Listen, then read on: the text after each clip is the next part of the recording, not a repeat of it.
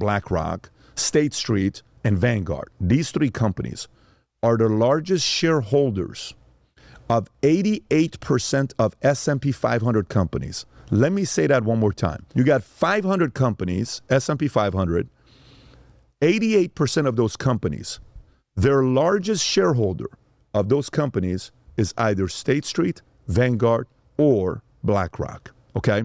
You know how much total money there is in the world circulating? You know the total money? It's around $430 trillion, $440 trillion. They control $66 trillion of the entire world's wealth. When I say control, I mean influencing is what they can do. So when you're seeing some of these companies making the kind of decisions that they're making, you're asking yourself, why would they do such a thing?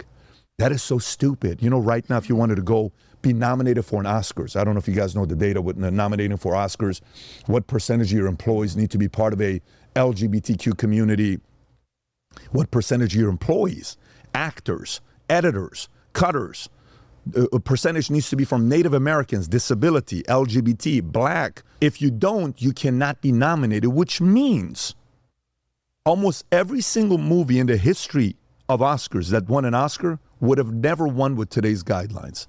That's how pathetic this is getting right now with the direction they're going to influence what you're going to be doing with whatever company or project you're running. Now, you haven't said this explicitly, but I can kind of read between the lines.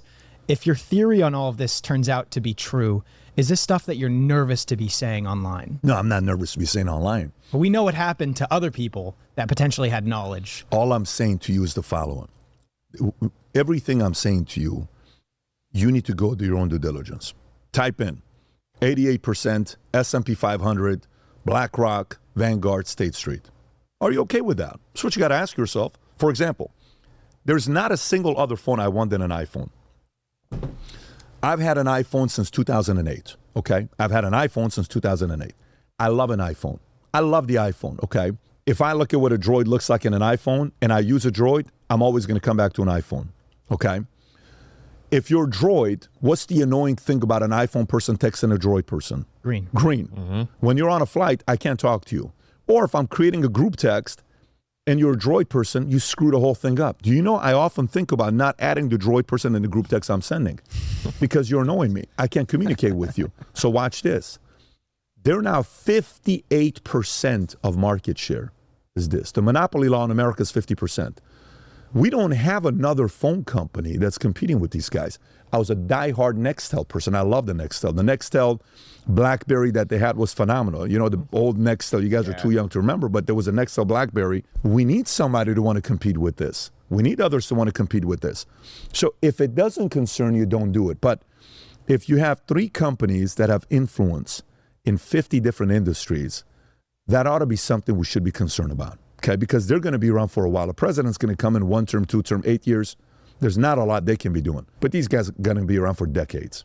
But for your own personal safety, you're not nervous about saying any of these things there, potentially? No, I'm not.